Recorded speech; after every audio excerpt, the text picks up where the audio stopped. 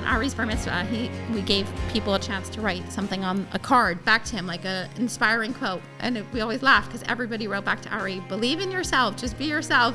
And it was like something, but really like it can almost seem hollow if we don't connect it to the fact that it's Hashem who believes in us first. Today's episode is sponsored by Toveedo, which is an online subscription platform that creates Jewish content for children of all ages.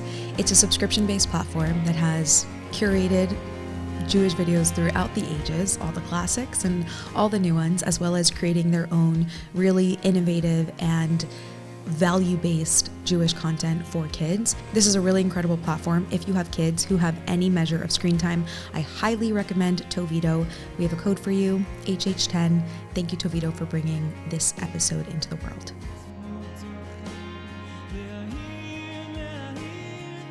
Hi there.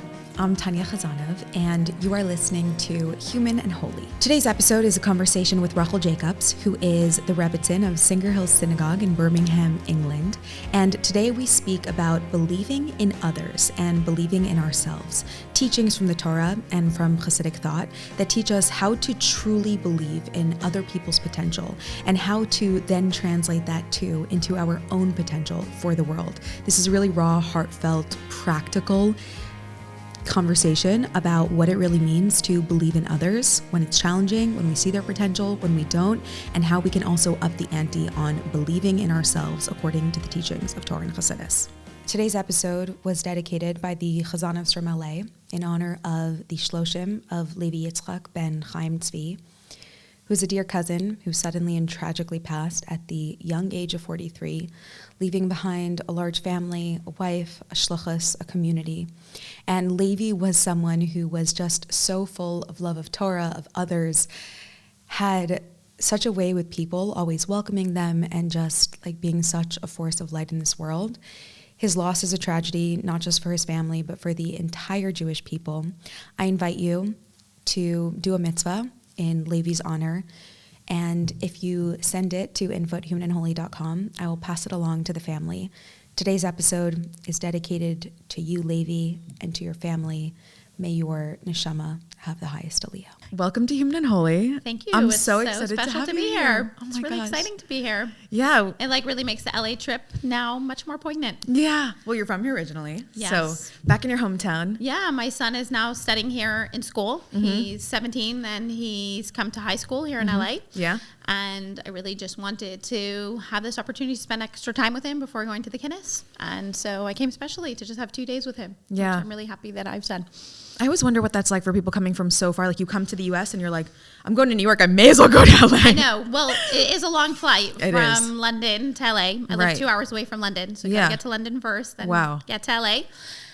But the reality is that when you have kids away from home, you just need to take advantage of every moment of trying to build them up and give that connection. And I think as parents, we sometimes underestimate how much of our presence actually makes a difference, especially for teenagers. Yeah.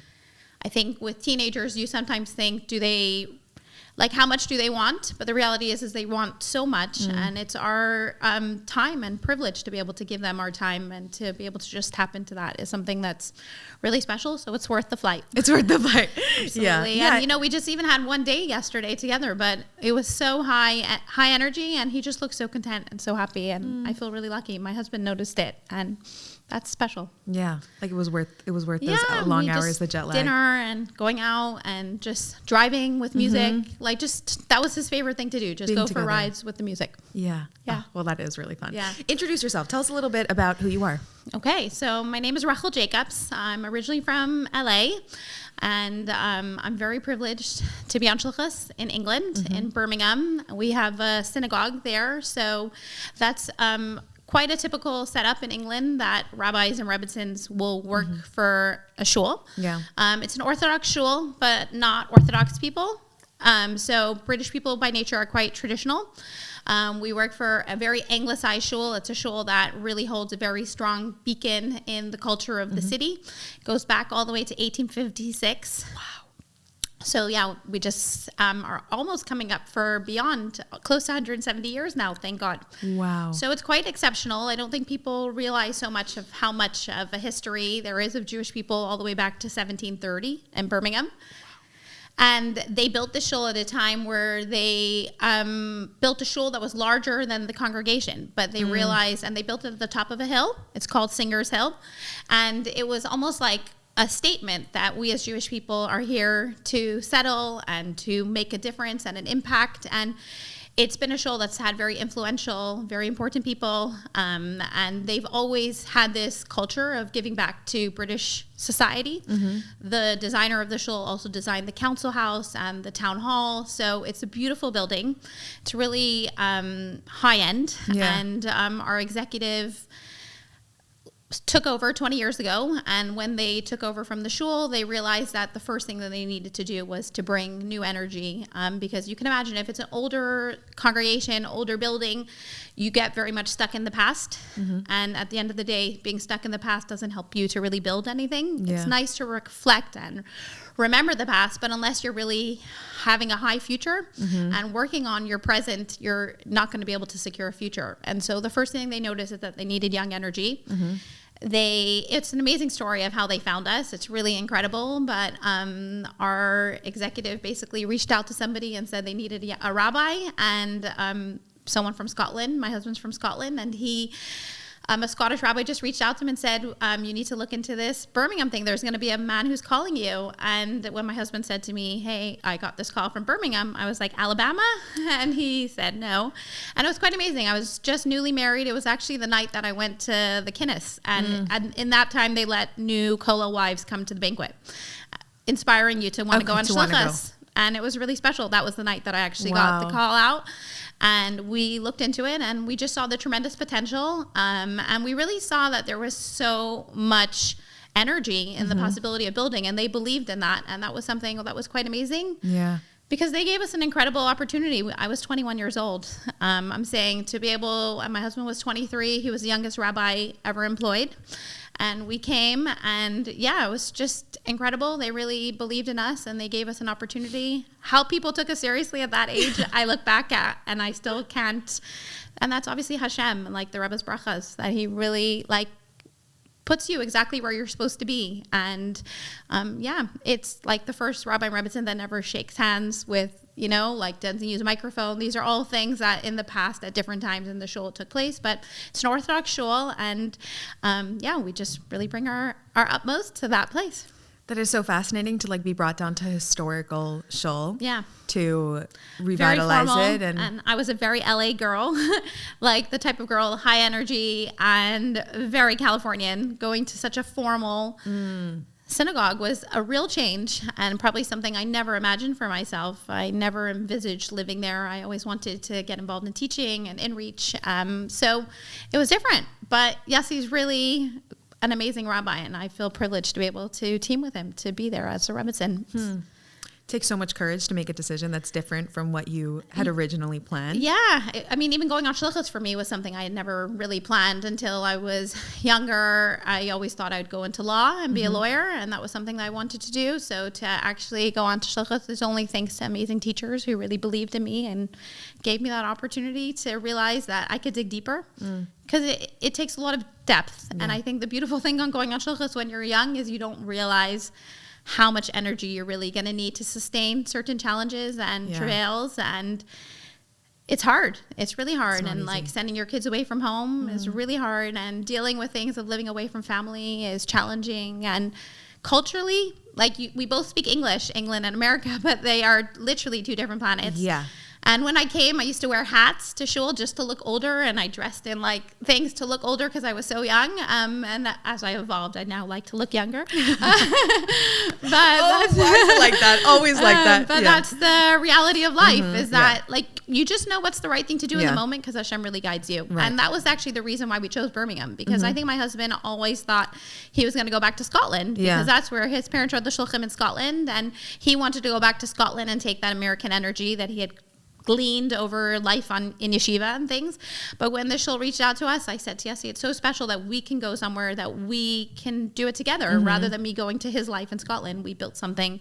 We learned the roads together, There wasn't sat navs then. Yeah, exactly. We learned everything together, and that strengthened our relationship so much. Like, we're very privileged to have that strong relationship, and I think that shluchus is a special opportunity. A masterclass in that. Yeah. Yeah, you're two explorers going out into the wilderness, and you have to like build something out of nothing. You mentioned that you never imagined shluchus for yourself, but there were teachers who believed in you, and I feel like that's the perfect segue into our topic, because we're talking about believing in other people and how they can really bring out their greatness and their potential, and also believing in ourselves and bringing out our own potential. Absolutely. So I'd love if you could share like why this is a topic that you're passionate about. And I think that like this is so practical for so many of us, like believing in our children, our students, ourselves, the people around us. Absolutely. So I feel like the fact that we're here in this world is because Hashem believes in us, and Hashem wants each of us to be doing something that's so specific to us, and that we each have our own opportunities, personalities, people and places that only we delve with, and that really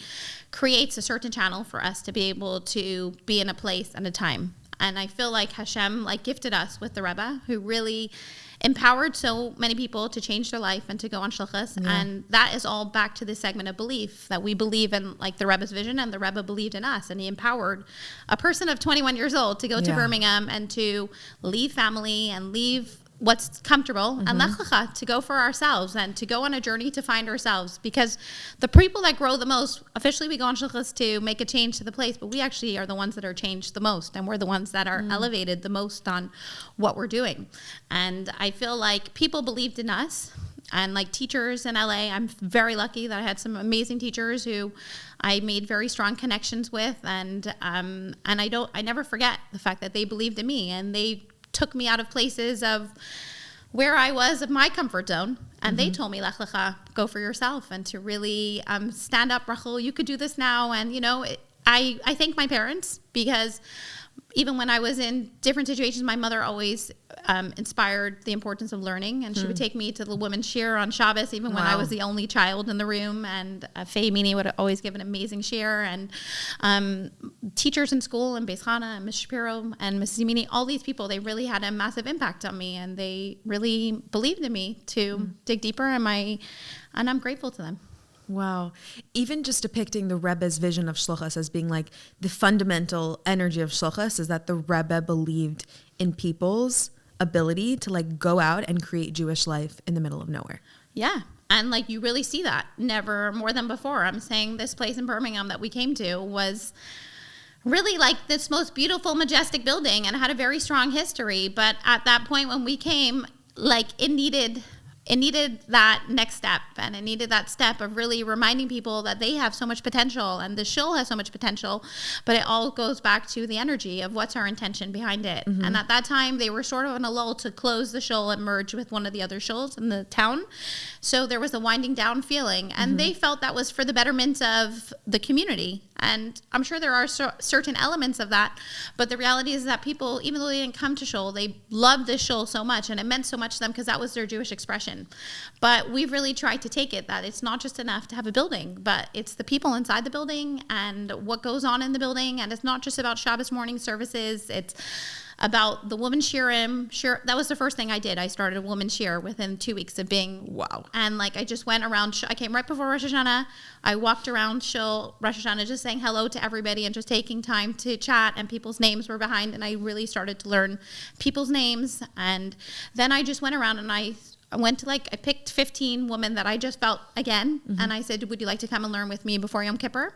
And we started a shir, so that means within 3 weeks of being there, and we did kaparis, something together with women with money, which they had never seen before, and that women's shir is still going till now, 19 years later, still on a Monday morning. It was a Monday that time, and it stayed. It's still Monday morning. Still Monday morning. And it's still the most beautiful moment that women really have a chance to delve into their relationship with Hashem, and to realize that they have potential to have a relationship with Hashem. That's not something that women ever really were familiar with, and the Jewish expression was, Friday night cooking or Rosh Hashanah. But to realize that the relationship with Hashem is not subject to only being in the kitchen, and that you can find God not only in the synagogue, but you can find God wherever you are, in whichever situation we are, and that Hashem is so reliant on a woman's female energy, is something that we really speak a lot about in the Shurim, and that's the bread and fire of our lives, is the soulfulness that a woman brings to everything. Like the woman's everything in in our relationship, and that she is not just building the home, but building the people within. So the woman's share is really powerful. And I think what's beautiful about the woman's share is that you're just giving them a chance to delve into texts of Torah. We go into different articles, different discussions, Shar B'Tachon. Last year we spent 2 years learning Shar B'Tachon together. And that was really transformative. I think for the woman, it was amazing to see that even though it was challenging, because by nature we take Amunah and Bitachon as something that's just part of our osmosis. We're raised with it. It's part of us. And they always say, oh, Rachel, I'm envious of your faith because you just have it. But at the end of the day, to actually try and glean people to realize that, yes, you need to give your all to life. But at the end of the day, Hashem is there with you and he's holding you. By nature, it's not necessarily the way of the world to think like that. The way of the world is to think that however much effort you put in is how much you're going to get out. And by nature, women needed to be educated so that if, God forbid, their marriage never ended, that they would be able to stand on their own 2 feet. You know what I mean? It was it's a very contrary message to how we live life, with that very strong emunah from a young age that we are believing in. And it's just part of our breath. Do you know what I mean? So to share that with them is a gift. And for them to themselves realize, and for them to come back to you and say, that I now think, like, what would Hashem say about this, or what does Hashem demand of me? And they themselves will say, oh, what would the Rebbe say about this? Like that, like, it's just transformation without even you realizing that. That's like a really special. That example of faith, of recognizing that, like, it's not the amount of effort that we put in. It's like we put in the effort and then God takes it to another level, I think is similar to the potential piece, which is like, our potential is like our piece of Hashem inside of us. Like we each have a soul. Yeah. So it's like we're putting in that effort into that, and the potential is godly. It's infinite. It's divine. And at the end of the day, like, we need to believe in ourselves and as much as Hashem believes in us. You know, like, if we realize that Hashem has so much belief in us, we would perform in a way. Like, you know, if you knew that you were being recorded the entire day and what you were doing, and for one day there was someone following you with a video camera, right? You would really maximize your day, and you would think everything out, and you would make sure everything was high performance and high energy and positivity. But the reality is that is our life all the time. Hashem has this tremendous belief in us, and we can channel that belief into ourselves. By nature, we doubt ourselves sometimes, and we limit ourselves sometimes. And it's our limiting beliefs sometimes that are the part that really cause us anxiety and fear. If you think about it, the minute that you hit fear, where is that fear coming from? It's fear of failure, fear of being judged, fear of not being approved of, you know? And that, again, is all these limiting beliefs that we feel we have to be X, Y, and Z, or we have to show up in a certain way. If we can dismiss some of that, and of course it's easier said than done, it's a lifelong mission that we've got to show up every day to try and do this work again, then you realize that that belief that Hashem has in us really is the greatest motivator for us to really then show up and then to take that belief and pay it forward. Someone is in a space where they struggle to believe in their own potential. They struggle to believe that their neshama has something unique to offer to the world, to step into their gifts in some way. Then, like, what do you think is kind of the pathway forward to accessing that potential? I have an amazing gift that this past year I turned 40, and I felt like when I turned 40, I just was surrounded, thank God, by so much blessings. I feel, Baruch Hashem, I have a really supportive, loving husband. I have beautiful 7 children who are really my greatest blessing. And I felt like Hashem had blessed me with so much, and good friends, and I felt like I wanted to now hone in onto refining this. And like, now's my time to really do the work. And if I really want to really make the most of every moment, which is life, then I have to really do the work. And so I reached out to a special friend who's also a shlucha and a coach, and I asked her if we can work together. And she's taught me a lot in 1 year, and I've really made this a priority for myself every week to work on this through. But one of the things that she told me is, like, at times, like, you can basically do a shortcut to self-esteem and shortcut to that. Because by reality, where does our lacking and our doubt come from? It's the fact that we have a big gap between our ideals and our real life. Like, we have an ideal of how we want to be, what kind of mother we want to be, what kind of wife we want to be, what kind of shlucha we want to be, what kind of person. And then that's our ideals, and then the reality. And sometimes it's a very big gap. So the bigger the gap, the lower our self-esteem sometimes can feel. But if you can sort of every now and then, like, pick one thing that you know you will find success in. Pick that one thing that you'll find success in, and then between your ideals and the reality, the gap gets smaller. So automatically your self-esteem straight away can come back. And it's all about success and positivity. And once you start success, it rockets you onto the next start and it pivots you forward. And I think that's so important because I think we sometimes get stuck. And you know, like how they say money makes money. I think energy makes positivity builds positivity, and self-esteem builds self-esteem. Like, you know what I mean? And like, I think people look at people sometimes and they think they have it easy, but they don't realize that actually these people have it easy because they're working hard. Anything that looks easy is because people are working at it all the time. We have a gift every single day that we can really work on ourselves too. And that's something that we can do with ourselves. So if we could actually find something, because think about it, in life, who's the person you spend the most time with? Yeah. Is yourself. Our mind is our biggest critic, and it's our biggest enemy.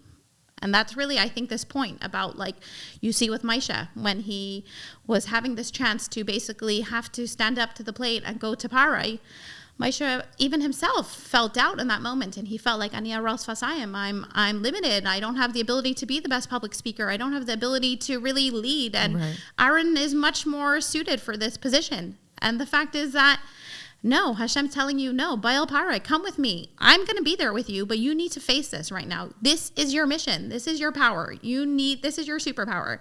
Take your power and take it. Take your power now. And face your superpower. And I think that we have this, that every single day Hashem is placing us in a position, and it could be in the moments with our children, of showing up with dignity and grace and presence. You know, like, motherhood is the greatest opportunity to work on ourselves. We have to work on ourselves a lot. Yeah. And our children, they see through us. Like, you know, my daughter said to me the other day, like, Mom, like, the greatest thing is really, like, she's only 9, but we were talking about being an example. And she said, yeah, that is really the truth. Like, to be a living example, that's the greatest, you know, like, I can't really predict where my kids are going to go or what they're going to do. And parenting is humbling because you have a trajectory in your mind of how your family's going to look and how you're going to be. But really, like, I'm so blessed because that's my greatest thing, is to just spend time with family and create family moments. And that presence of creating that is something that you're giving a gift to your children that will affect generations. Yeah. And like, so in that type of way, to show up with that presence and to know and not to doubt about, you know, this is not going the way that I imagined, that's just going to hold you back. And that's just going to freeze you. But at the end of the day, don't let yourself be frozen. Like, Hashem believes in you. He wants you to be there. You know, we hear, oh, believe in yourself.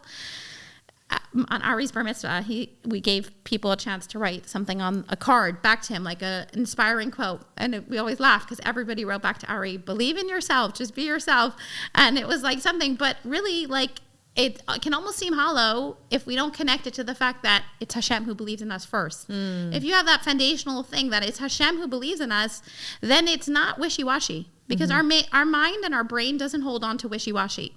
It doesn't want wishy-washy. It's not going to last. It's not going to be. It's only if it's really connected to something solid. The solidity is what helps us.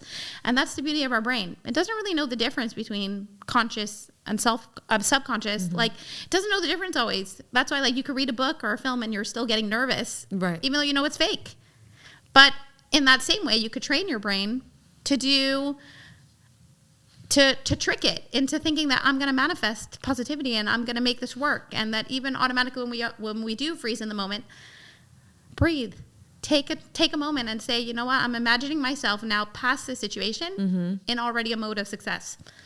And I really do this. I mean, I had to do this morning. I got stuck with an email of something that right away made me like pivot, and I was like, oh my gosh, and right away I just took a few breaths and I said to myself, Rachel, you're safe.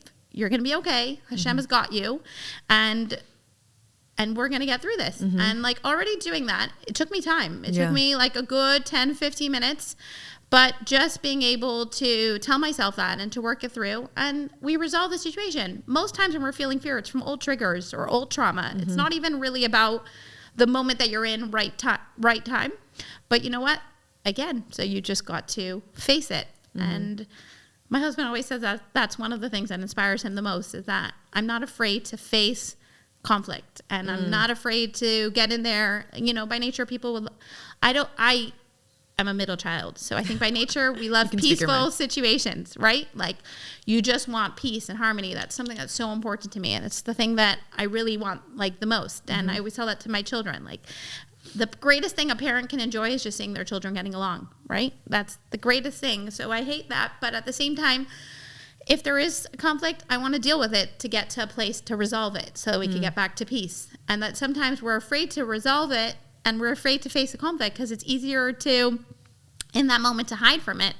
But actually, you're just hiding from yourself, and you're actually just causing yourself more pain and more trauma sometimes. And if you could actually have the conversation, I'm not saying, I also realize now that not every time to have the conversation. Sometimes say less. My son says, say less. Say less. I love it. It's like a really good thing. And it's actually such smart words. Say less. Not everything has to be said. No. But if it's a relationship that you really care about, then sometimes you might have to.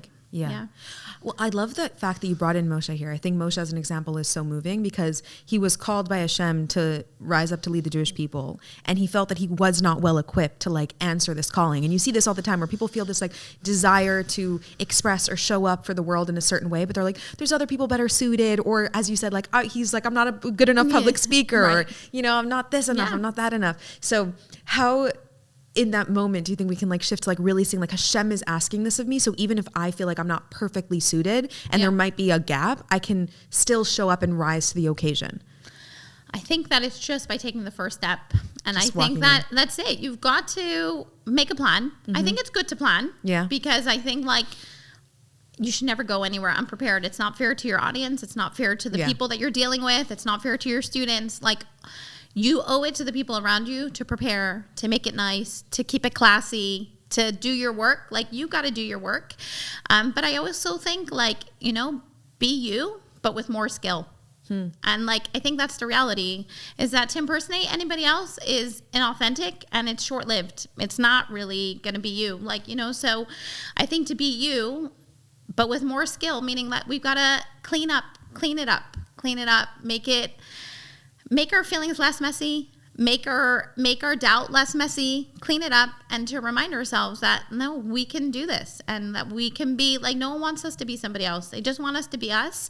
So we've got to do that, but we've got to show up, and we've got to choose. At the end of the day, the best mother is not going to help my children. Right. I need to help my children, and Hashem chose my kids for me, and I've basically been gifted these children that really highlight for me areas that I need to work through and pull through and things. And the same with like our marriage, to give our presence over to our spouse, like to turn our phones off, to just really be like, I think that's like a gift that only we can do. Yeah. And we need to do it.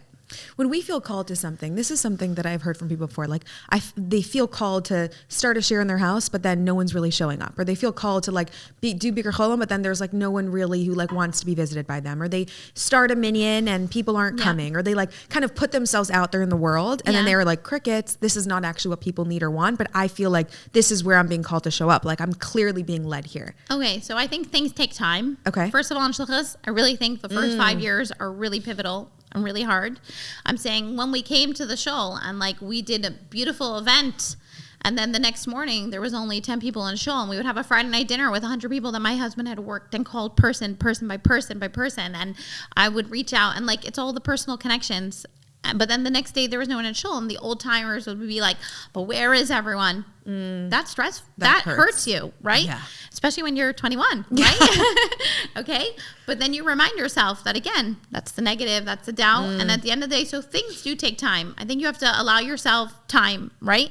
Be kind to yourself. Be kind to yourself. Again, you're spending time with yourself. So be kind to yourself and be kind. The voices inside your head should be nice, the way that you would want to talk to your friend and the way that you would motivate your friend. Number one, motivate yourself. I think it is also, again, back to the relationship. You can't expect people to just turn up at something just because you've put something out there. Do you know, I think people see success from other people, but it's a lot of time and effort and connections, and like it's connections with people in things that you might not even be comfortable with. You know, like the other night, and like I think this is such an important thing. The other night I did a bas mitzvah event, and it was Tu B'Shvat, and I was doing a women's event later in the evening, and then we just like to make our lives very exciting. We were like, why don't we just do the mother-daughter bat mitzvah one an hour before? Oh my gosh. I do a lot of events, and we do a lot. Listen, Hashem has blessed me with high energy and good teamwork, my husband and I, so we can pull it together. And I have really special people in my house who help me also, like good people, and they're part of our family, you know, and that makes it that you can come together. And if your children are on board with you, then you can make things happen. So we have this mother-daughter bat mitzvah club, and I have all the supplies and everything. And then I get a text from one mom saying, hi, Rachel, I'm not going to be able to come. Something's come up. By nature, my first thing is, seriously, something's come up? Like, what could be so important that you wouldn't want to come to this amazing mother-daughter event? But you know what? The reality is that was my initial reaction. And then I dug deeper and I said, oh, I'm really so sorry. Is everything okay? And then she told me that her cat is really ill and she has to go to the vet. And the reality is that I still text her the next day, even though by nature, you're thinking like a cat. But at the end of the day, that's their family. And that's important to their family. And unfortunately, the cat passed away. But like at the same time, like to them, that was really important. So I think to recognize that the fact that it's not always about us. And by nature, when we're putting things out there, like making a share what you're saying or doing things, we're making ourselves vulnerable by putting ourselves out there. So automatically, if something doesn't go well, we take it as a personal injunction against us.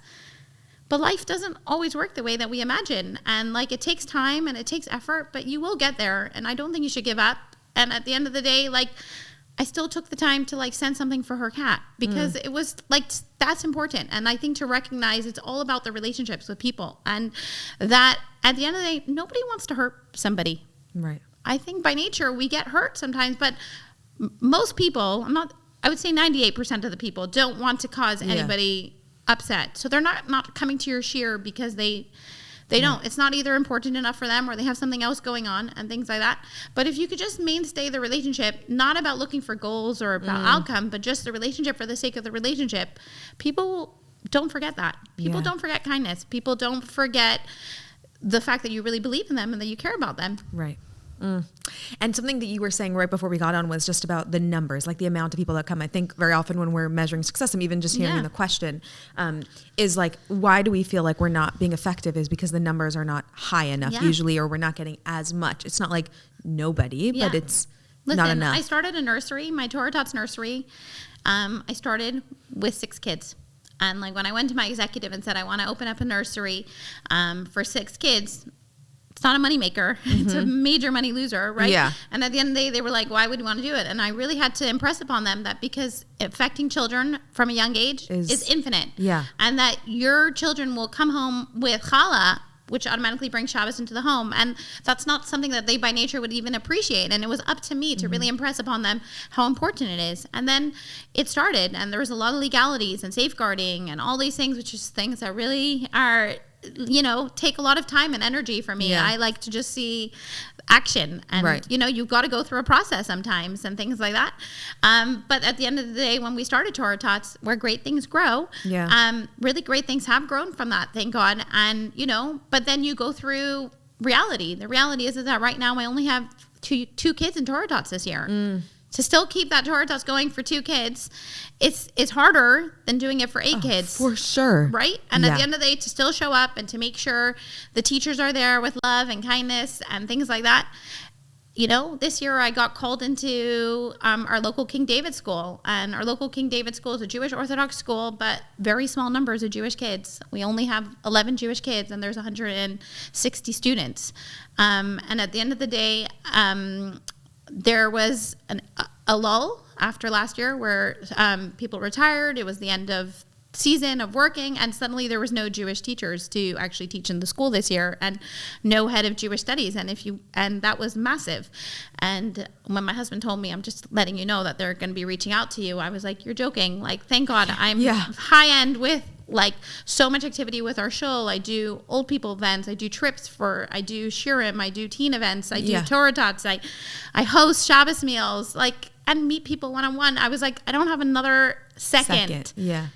But at the end of the day, that was my Baal Parai right now. And this was, come with me, Hashem is telling me. And I took a lot of reflection to really rise to the occasion to realize that this was important now. And my kids are in that school. So at the end of the day, my presence is needed there. And my children are there for a reason. And it's important. And to really navigate my whole new schedule that I'm there 3 days a week, and to go with all the head of department responsibilities of keeping Judaism in a school where you're the lone voice of Judaism, I can't tell you how challenging it is. It's massive.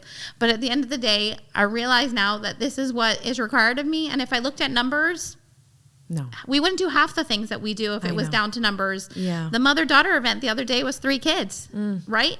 At the end of the day, it doesn't matter about the numbers. Your relationships. If people looked at me as a child and said, oh, about the numbers, I wouldn't be where I am today, right? At the end of the day, like, the beauty of what the Rebbe inspired was that it wasn't about numbers. No. It's about people. And that if you know Aleph, teach Aleph. And like, you know, I feel that so strongly, because the same effort that I was needed to come and rise to this King David occasion, and I have to surround myself with a lot of invisible positivity before I enter into this environment. And I love the children, and I love the staff, and I love everything that I'm doing, but just naturally, when you're going to be in a situation that has a lot of bureaucracy and red tape and things like that, you need a lot of resilience. And when you lead, you're not always going to be able to make everybody happy. Yeah. But you have to go back to your why, and go back to your why. What's my why? My why is to make sure that there's Judaism in the school and universal values that every student, Jewish or not Jewish, can relate to, and to build the children up. And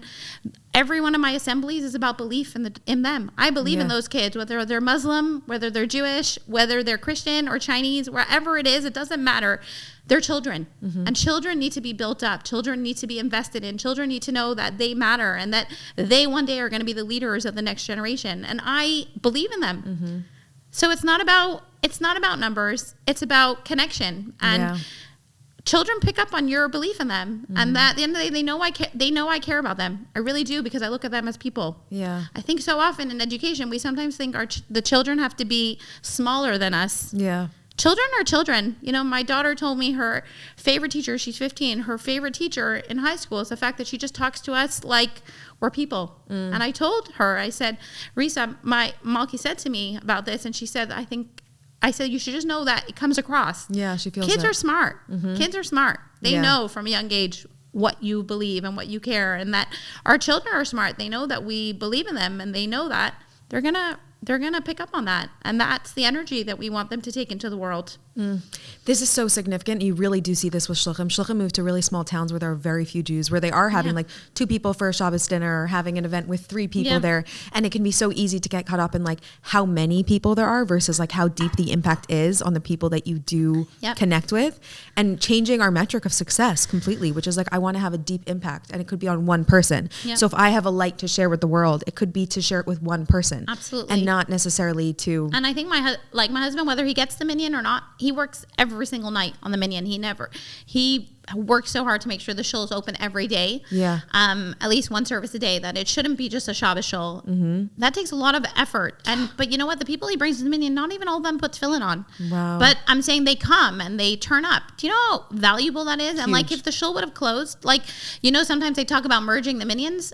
Half of those people wouldn't come if it was a merged minyan. They come because they realize they're making a difference, and they realize that it's important. And whether my husband gets 9 or 10, he still does the service exactly the same way, because it's not about the people just coming so you can use them to make a minyan.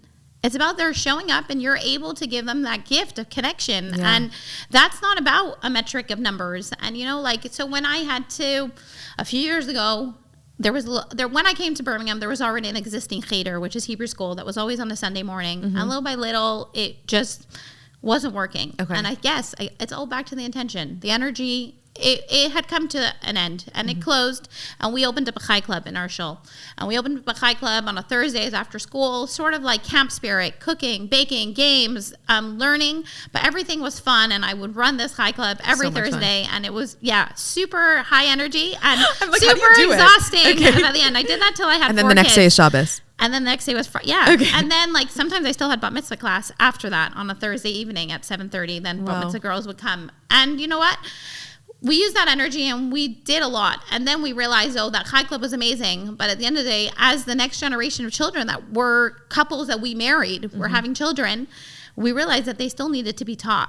And like Chai Club was great, but it wasn't really giving them the foundational of actually being able to read and things like that. And my husband said to me, Rachel, you're going to have to open up a Hebrew school. And I was like, oh no, I really I know how involving that is. I've done it. I did it as a young kid. It takes a lot. Like so much kudos to these shluchais who teach on Sunday in Hebrew school and during the week. Yeah. It really is. It's the most exhausting emotionally because you have such a dream of how much you want your children and your community to know. Right. And the gap is so big because the reality is they're coming for an hour and a half. How much can you really accomplish in an hour and a half? And if they show up, you're competing with other activities that they're doing.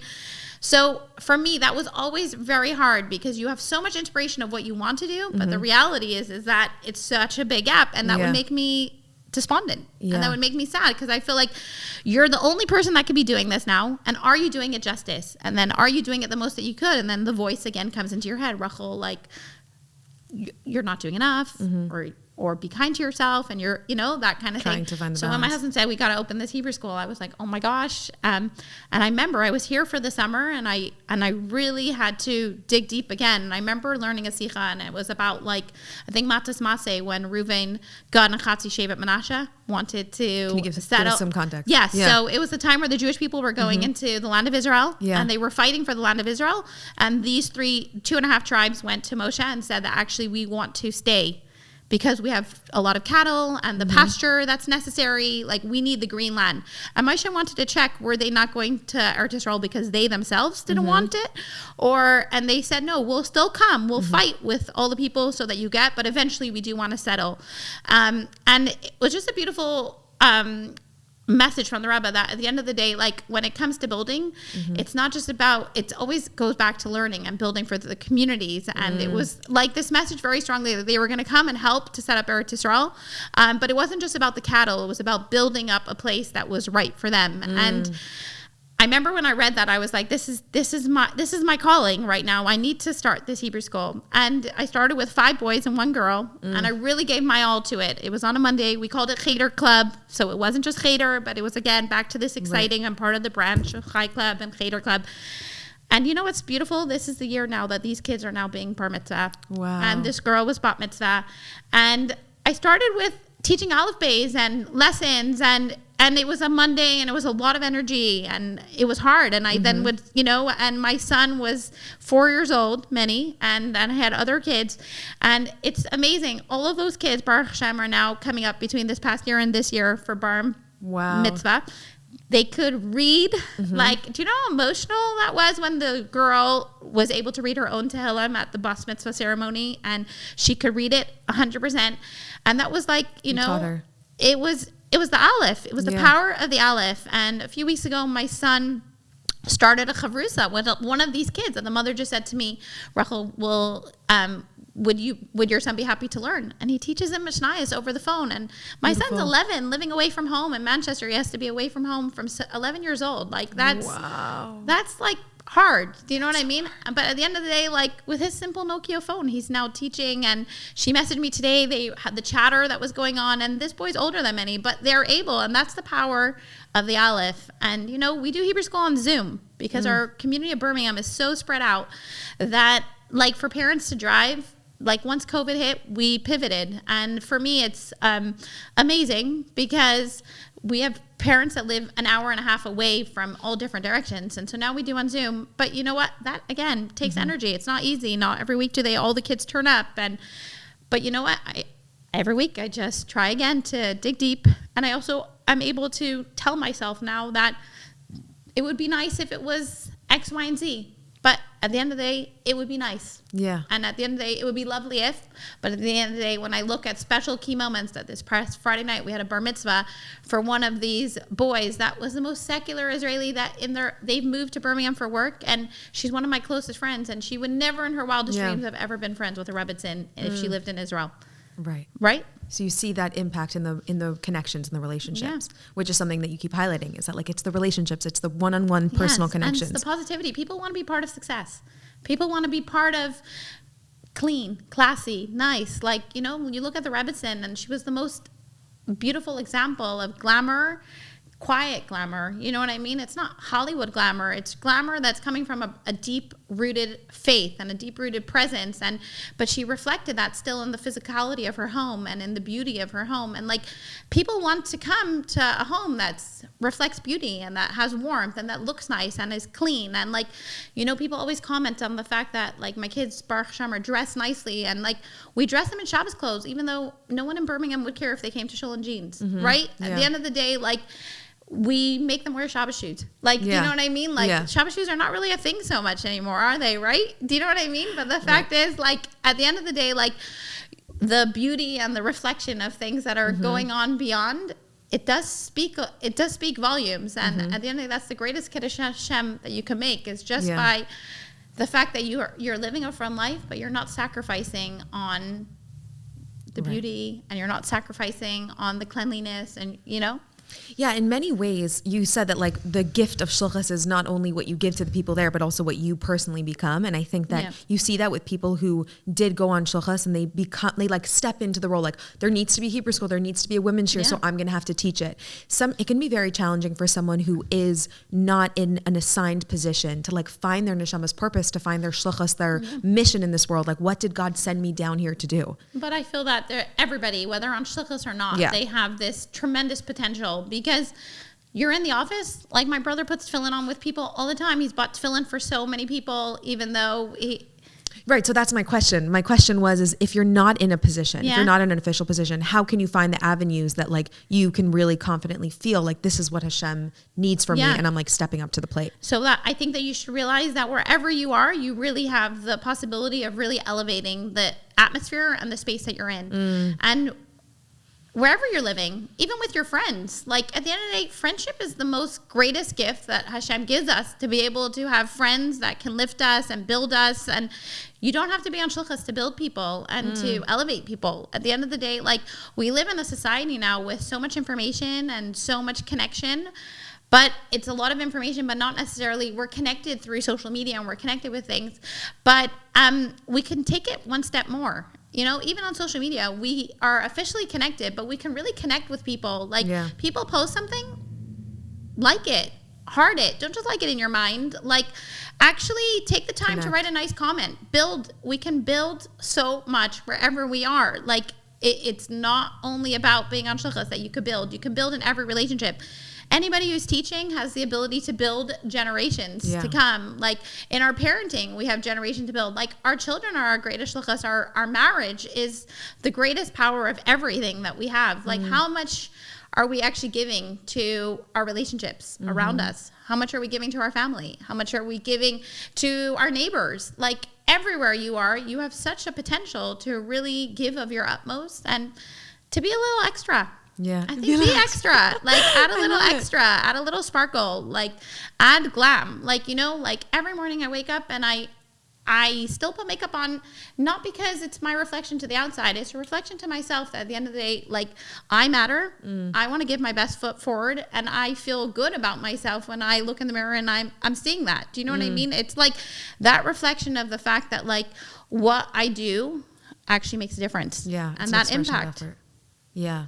Well, speaking about building other people up, I think that is such a huge core piece here, because there's like our own contributions to the world. And it's like, how are you nurturing other people's contributions to the world by lifting them up and showing them their talents and gifts? I think it goes right back to the belief. Do you believe that what you do actually makes a difference? You should. You should believe that what you do actually makes a difference, right? Because people won't remember what you say. They'll remember how you made them feel. And at the end of the day, like, we really have a tremendous gift of really being able to build people up. And I think it goes back to our classmates. Every time I come to LA, I always get together again with our classmates. And, you know, we always laugh that we haven't done it since the last time we were here. Right. Like, I was here again.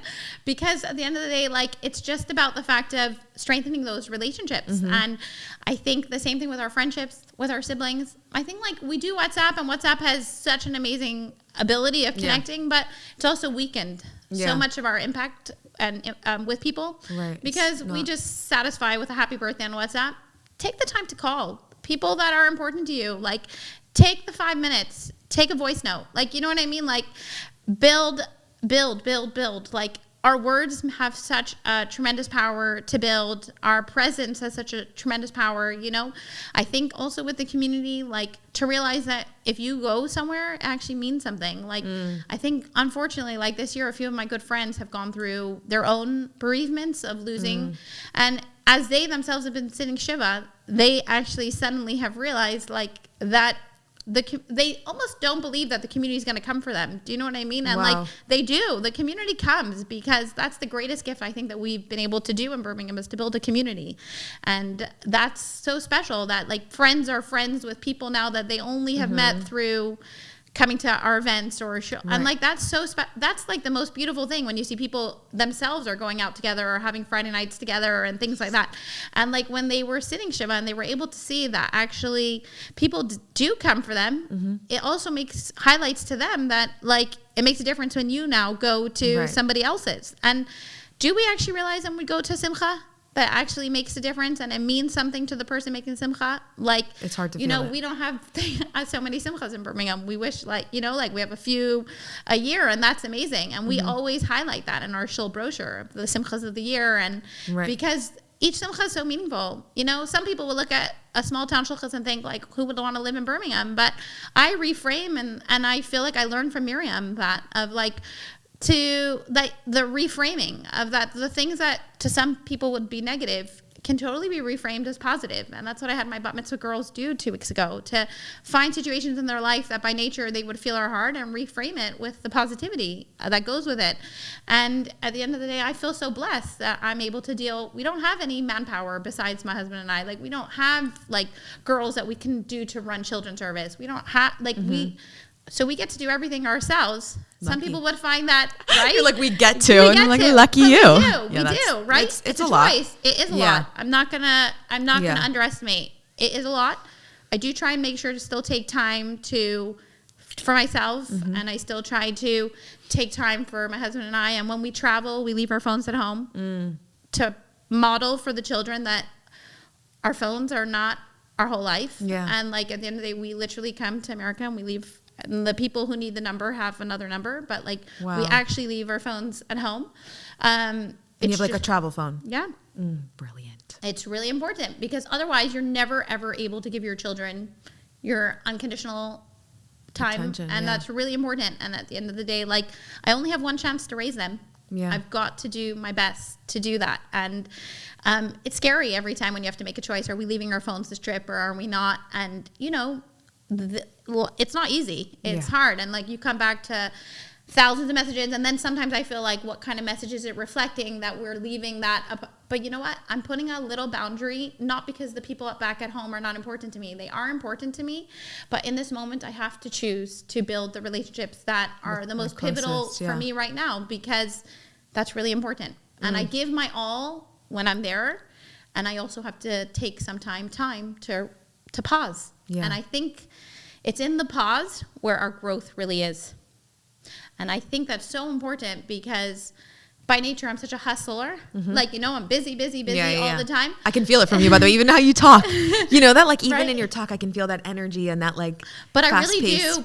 I do really pause, and I really turn my phone off every night, and I don't bring my phone up to my bedroom. I leave it downstairs, and I really make time to exercise and to eat healthy and to read. I read every day, like, you know, even just a few minutes, and I listen to so much learning, and we're so blessed to have these podcasts. And Tanya, just take a minute to say that like, I've been with you since the beginning of time, so like special. Really right at the beginning. I remember the first time I heard your podcast, and I was like, oh, this is gold. I think this past year with October the 7th, we're a changed people, but I feel that. I feel like you're giving people something to hold on to in this time, and reminding people of the power of their voice and the power that their light is needed. And I think that's important. And I think, like, to just take the time in the pause. We have to pause sometimes, and that's where the growth happens. And, you know, I went on a leadership course a few weeks ago, and I love self-development. I love working on myself, and I love working on things and learning more and being more, because the being is really our greatest power, isn't it? Yeah. And they showed us this silver medalist, and her name was Nicola McDermott, and she basically, how she critiques herself after she does her jump. She straight away goes to a journal and records on a scale of 1 to 10 how she thinks she did. Interesting. And it was really interesting because when I went to go find interviews because it fascinated me. And she basically said how her coaches always give her so much critiquing when she does a bad job. But they actually don't really tell her much when she does a good job. But she realized that she had to tell herself and what she could still do a little bit more, but to be that voice, even in the positive of still taking stock and in that pause. And you could see even when she had succeeded and in that moment, she's crying, she runs back to the journal to quickly write it down for 1 second. Because she said she knew if she didn't do it in that moment, she would forget and she wouldn't be able to tap into how she had done. I found that really inspiring because sometimes it's important to just look at our children and think, wow, Baruch Hashem, they're good kids, and like to look at our community and to think how lucky we are. I feel so privileged. I really do genuinely feel lucky that I get to be involved in people's personal moments and their private moments, to be there when someone has a baby, like to be there when someone's at the final moments of life and to be able to sing with them and to say final. That's a privilege. Most people don't get to be in people's wedding rooms right at the Bedekin and to be able to pray with them and to really inspire them with the power of this moment. And when I'm being able to be with a Kala who was my bat mitzvah girl, that's a gift. And you only get that gift from being in a community for this many years. And people often say, oh, when are you going to London? Because that's officially meant to be the next involvement. And at the end of the day, I feel so lucky that I'm able to have that connection with people that goes and is there. That's a gift. And like, do we actually realize the gifts that are surround us? There are so many miracles around us. We need to see the miracles for there to be miracles. Yeah, you spoke about believing in other people. There's like the obvious ones, like you said, like you see something online and you appreciate it, make a comment. Or you see someone in person, you appreciate something about it, like lift them up, celebrate the beauty that you see to highlight more of it.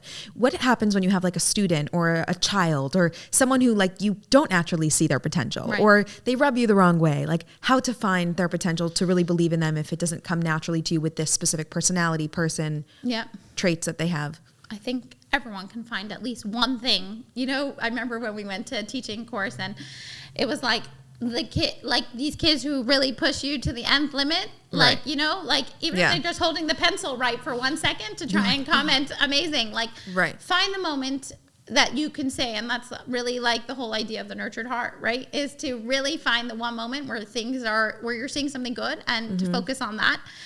Everybody has something that is really the potential. And you know what? When you are teaching and you're leading, there are moments where you're going to have to tell the children, I want more from you. And like that wasn't okay in that moment. But at the end of the day, I'm telling you this, and I always go back and back it up. If I have to tell a child something in the moment, to take the moment after class to still sit with them and to actually hold them for a minute and to say, I'm telling you this because I believe in you. And I see your potential and I want the best for you. And I want the best for you. And so I've told you this right now. And I'm sure when I told you, you just wanted to curl up and to cry. It's not easy to hear that. And I had that on Friday with someone. And like, I recognize that, but I still felt my intention was there for the good reason. And if your intention's there for good, you hope that in Mir Hashem, the children will see that, even if in the moment it's difficult, right? That's such a good point, that believing in someone's potential is complimenting and lifting up their gifts. And it's also like constructively giving them feedback. Yeah. I think people that you care about, you want to take the time. If someone does something to you on an airplane and you're ever going to see them again, it's not like, you know what I mean? Like where does it hurt? It hurts when someone close to us tells us something that's hard, by nature, it's hard for me to hear criticism. Nobody wants to hear, I want to. Stings, Yeah, and I want to make sure people are happy and I want to make sure that things are good. But you know what? I also feel that, back to the moment that you're in, it's my job to help these children to be the best that they can be. And if I don't say this right now, I'm doing a disservice to them. Just like when you're teaching brides, college classes, some of the stuff is you feel like above and beyond them. Like, are they really going to want to know about every single intricacy of the laws of family purity? Right. I'm doing a disservice to them to not teach them properly. Yeah. And it's my role in this moment to do my role the best possible and to teach them properly, even though it's not my job to think for them of what this part they'll be comfortable with, but this part they're not, right? Like, I have to give them Torah unfiltered. And I have to give them the whole deal. And at the end of the day, it's not my job to customize Torah for them. Yeah. It's my job to actually show them the beauty of Torah and to bring them closer to it. And they might not do it completely at the beginning, but if I've really taught it with my all, then please God, one day they might come back to it, and at least they'll always reflect on mikvah in a power of a beautiful way. And like, that's one of the greatest things I love to do. I go around to talk about mikvahs and the power of the mikvah and the beauty behind it, and I lecture about that, about relationships, because at the end of the day, mikvah is not just like a tick box. Yeah, it's not just it's really about the power and the beauty of taking and elevating your relationship. Mm-hmm. But at the same time, we sugarcoat mikvah as if you do this will be, mikvah's a hike. It's not something that we understand why we do it. There are advantages to it, but at the end of the day, it's our job to teach Torah. Right.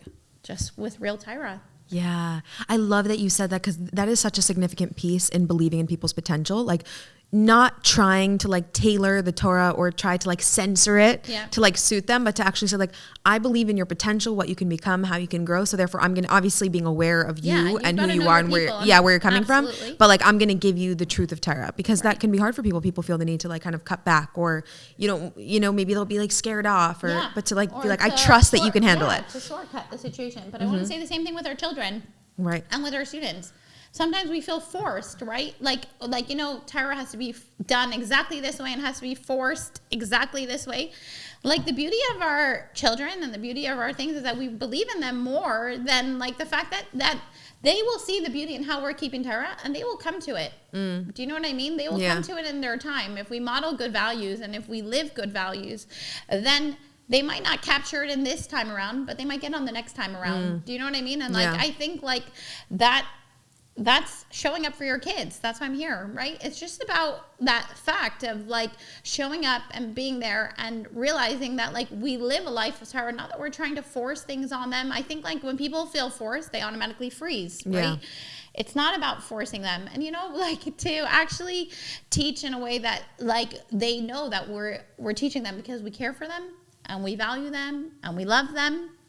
That love is like, that's the power of everything. It's in the love.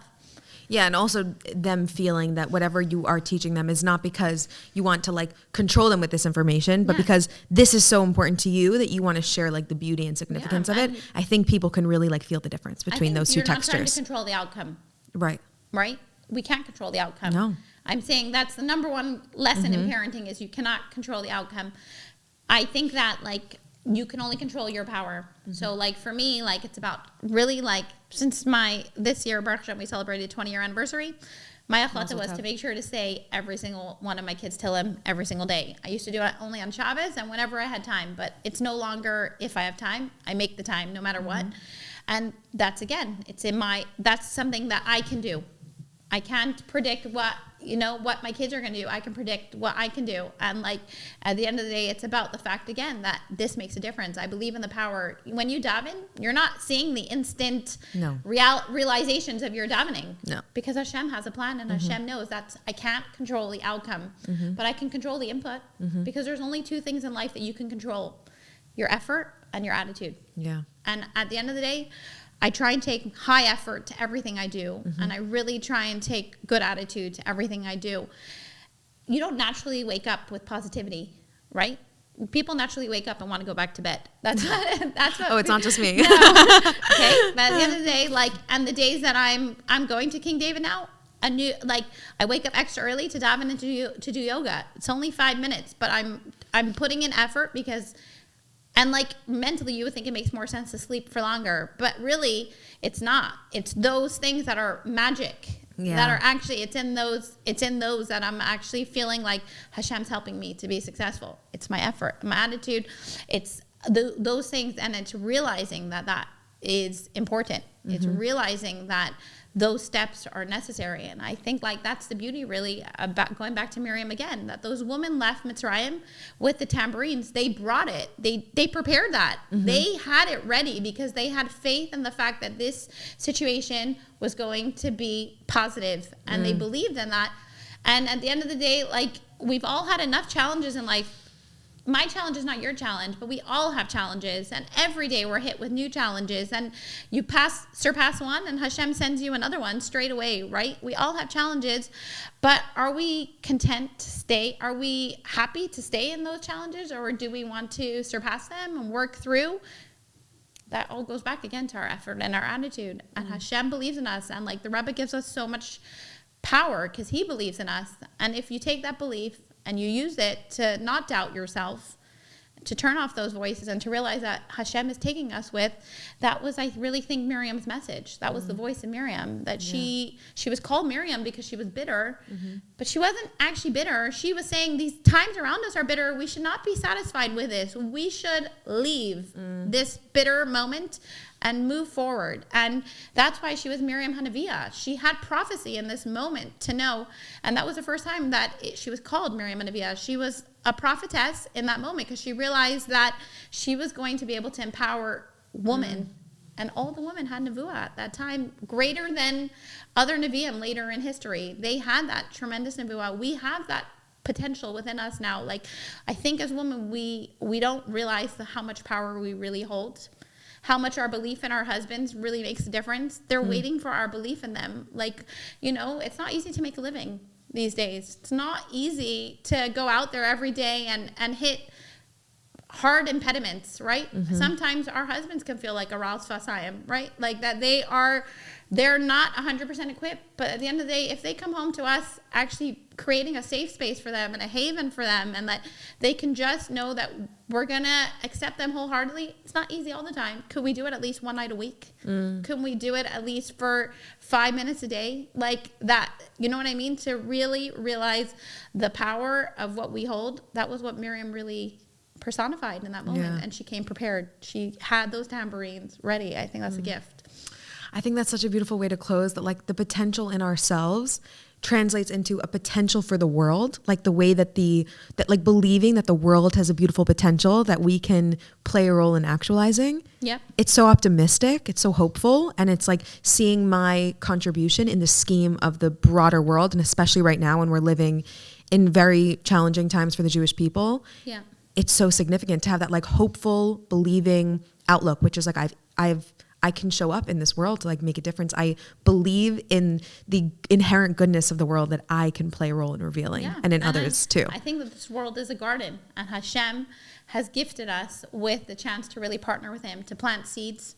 And I think that's the beauty of life, is that we're planting seeds, and sometimes it's really messy and really dirty, and you don't always see the growth taking place. It would be lovely in this instant generation that we see growth instantly. Like you do this and you're automatically secured with X, Y, and Z.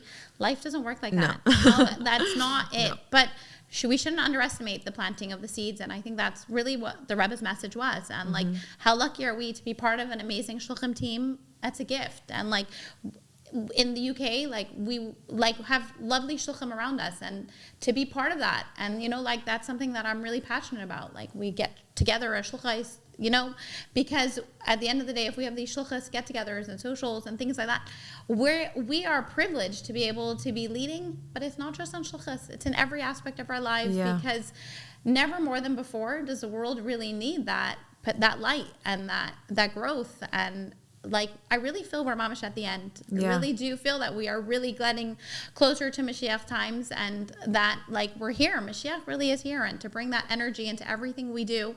And like even the fact of my lady shir, that I could tell that to the woman now and say that Mashiach energy is here, that's Mashiach. That I could talk about that openly. I don't know if 20 years ago I would have felt confident to do that. Do you know what I mean? Like that, and they're open to it, and they see that, and like that is the realization of the Rebbe's dreams, and that's what the Rebbe wanted ever since the beginning, that you could really feel Mashiach, right? And you know, my little 4-year-old and 5-year-old say, I'm 4-year-old, almost 5. She says to me, "When's Mashiach really going to come?" It's here, and to realize that it's here, and that like, you know, I'd love to say it's going to happen today the way that, you know, we imagine, but it is happening today. In every moment that you're victorious in that moment, that's Mashiach. Yeah, we're definitely in the process, in the beginning of that. No, I don't know if the beginning, but like we're definitely in the process. I feel like when Mashiach is here, we're gonna know. We're gonna know. But Mashiach, 100%, like the Mashiach energy, consciousness is so available to us, and you see that transformation happening, and it's the most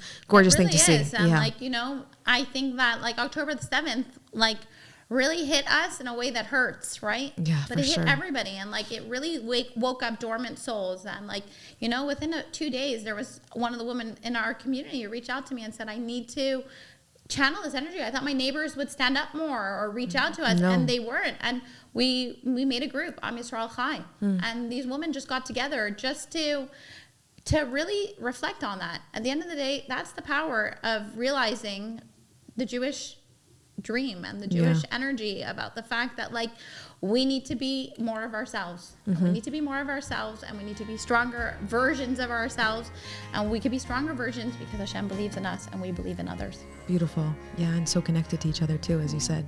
Yeah.